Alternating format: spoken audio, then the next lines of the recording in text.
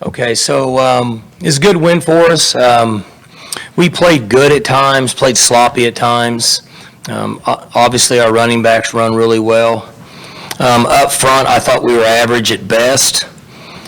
I thought that Taylor was average at best, and we turned the ball over too much. I think we had two turnovers. Both of them were close to inside the 30-yard line going in. We can't do that.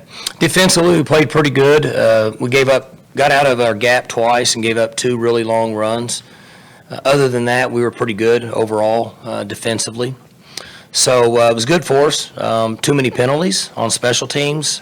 We've got to get that cleaned up. We can't set ourselves back with penalty yards. I'm looking here, seven for 55. Way too many. So it's good to get started, get out there, kind of get a feel for where we're at. Let them come in tomorrow and grade the tape and so on and so forth, and get ready for the next one. Like, what was it that was average about Taylor? I just thought he missed too many throws. In my head, I thought he missed 6 throws that normally he hits. His mental part, I thought, was good. He just missed some throws. Now, he got twice. He threw the ball down the middle one time, should have been picked off, and he did throw the ball down here and got it picked off. And then he just missed some throws. And he's been more accurate than that in practice? Sure. He's been pretty good in practice, yeah. Yeah, it was kind of the one thing that I was kind of ready for. First time you get out there and this and that. You see jitters early on? I would guess, yeah. Yeah, he'll be fine. What about second quarterback off the bench, Keandre? Looked like he played well. Looked like he ran well and made a couple throws. He's in there with a lot of young guys, so it's not easy to operate, but I thought he did a nice job of taking care of the football, pulling it down and running when he need to. Now, he wasn't officially on the 2 deep or whatever. I guess, does that mean he was 4th string? What was the thinking he putting him in there? Well, to get him some work. As opposed to the other guys? Yeah. Did you almost go to the other guys? Or were they... It's a complicated process. It'd take a while to explain it, but we felt at that time it's best to go with Woodty. I think we got some time if you want to try. No, I don't, man. My back's killing me. I like y'all, but that turf field at my age wearing me out. Does he know the system better, being around longer? I didn't hear you. Does he know the system better since he's been around longer? Oh, sure. He knows the offense, yeah. Yeah, we can do just about anything with him, and he's pretty comfortable with it. Not that you expect an interception, but did you kind of anticipate that there would be throws that Taylor would miss because, like you said, his inexperience in games? Yeah, I told you guys that everybody's got to be patient with him. It's his first time to ever play when you're keeping score. And I knew that he would have some jitters and fire the ball out there at times and miss some throws. I was fairly certain that would happen. That's why I said everybody's just going to have to be patient with him and let him work through some things. And, early Mason did too, right? In his first year, he played after playing in the bowl game and against OU and Baylor. He missed a lot of throws in the first few games. So a lot of times that happens with young players. He should get better. Coach, obviously the first time Chuba's seen action in the field. What do you think of his performance tonight? I think all the backs were really good. I think that it's fairly safe to say that he and Seven are fast. We knew they're fast, and they got in the open field, and they proved that. So I like where they're at as a group. I think they're a really good package and give us a lot of depth. And trying to limit Justice's carries tonight, probably. Did we do what? Trying to limit Justice's carries. Sure, yeah, I don't know what he ended up with. I'd like for him to get, 15 touches a game. He ended up with 10, averaged 12 yards a carry. The more that we can get him work and then keep him fresh and keep him healthy is an advantage for us. We know what we have with JD. He played a lot last year and got his work, and we got him out, and we let LD and Chuba, get some snaps, because that's really the first time that they've been in action. LD some last year, but so it was good to get him a little work. Chuba had I don't know what it was, rushing wide. Oh, he had the long one was on a swing pass. So it's good to get those guys some work. Like it looks like special teams, you got a kicker that can put it in the end zone on the positive side, but your punt return just as always have something going on. Well, I'm fired up about the kicker. You've been around here a long time like I have, and so it's nice to have somebody that's booting it in the end zone. He was fairly consistent. The one that we tried to squib, we were trying to squib it. He just didn't hit the ball where he's supposed to. And then the other one, he just kind of missed, but most of them, he was pretty good. Punt return's good. I mean, we got to quit pushing people in the back. So those things I don't have a lot of patience with in the return game, and so we'll get those cleaned up before the next game. Did you see using both Dylan and Landon back there? Did I feel good about what? Could you see using both Landon and Dylan? I feel good about Stoner and Wallace and Landon. I'm comfortable with all three of those guys now. I know Landon ran back and tried to catch one. I wasn't fired up about that, but I'm confident in all three of those guys. Looking at the defense, how did you feel about Calvin Bundage's performance? It looked like he played good. I think he was one of the guys that got out of his gap on one of those runs. You have to ask Coach Knowles. I'm not sure. But it seemed like that he played with effort and was coming off the edge and playing fast and things like that. But like when you had like Bean and but you know, you had two NFL type guys on the ends. Tonight you a couple times or more than that maybe. Bundage lined up with his hand on the ground on the right side and then Relford on the other side. I mean, that's got to be the most speed off the snap you've ever had at those two positions at the same time. I would agree with that. You know, those guys, Brailford can really run, and obviously Bundage is fast.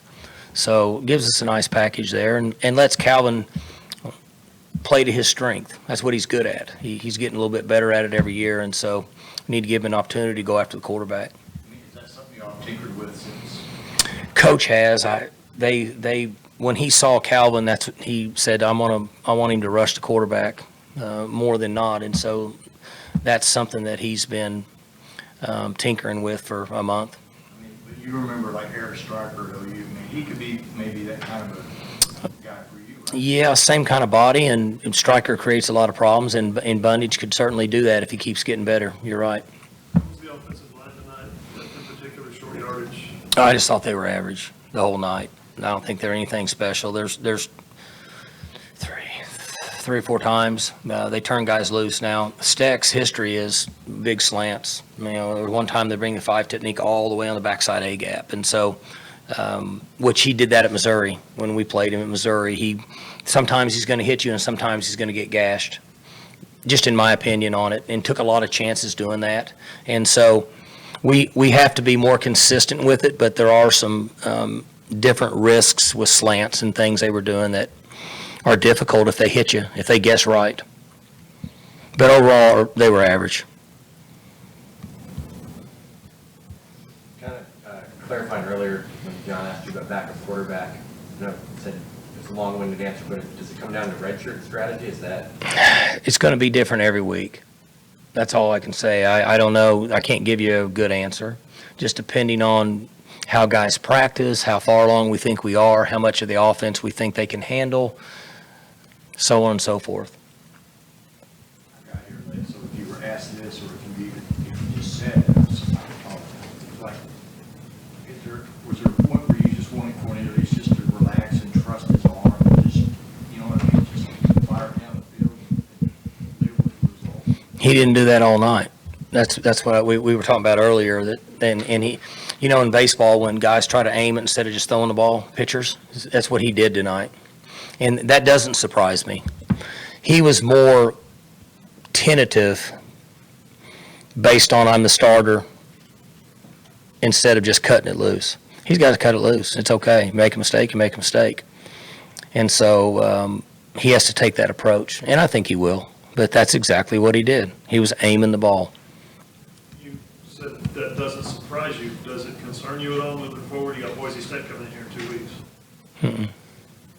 No. He'll be fine.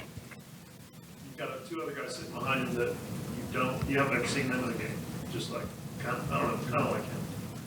That's right. Are you eager to, I don't know, have an opportunity to see what they can do, or is that because of the complications? Yeah, it's a complex deal, and what we're going to do is watch each one of them during the week and see where they're at and see if they're ready based on how the game goes. And a lot of times you can't predict it depending on how the game goes. So we just keep giving reps the way we are.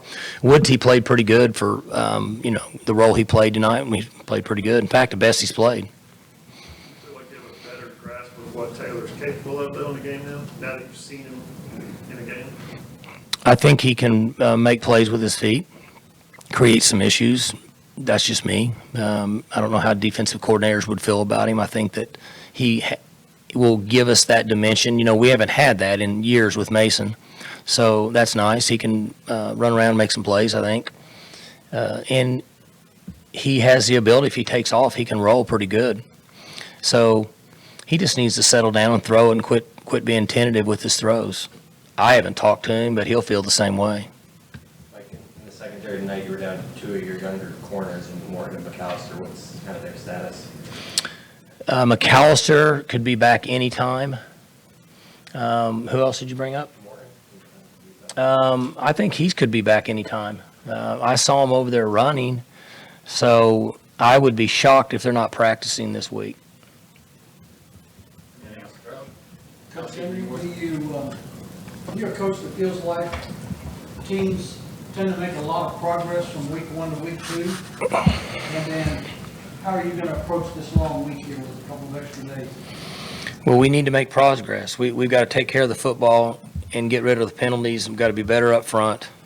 And Taylor's got to settle down and play. And then defensively, I'm sure Coach is going to want to make sure we're in our gap a couple times. So tomorrow they'll have a day off other than film watch and run. We're not going to practice. Saturday they'll be off. And we'll bring them back to practice on Sunday. And I might try to dove hunt a little bit, but it's been pretty green and a lot of rain. I'm concerned about whether the dove are going to land. What about out at Enid? Haven't heard much. Okay, I need to know because I got some places to hunt out there, and I'm concerned. Tell you nothing. Okay. All right, guys. Thank you. Good? All right. For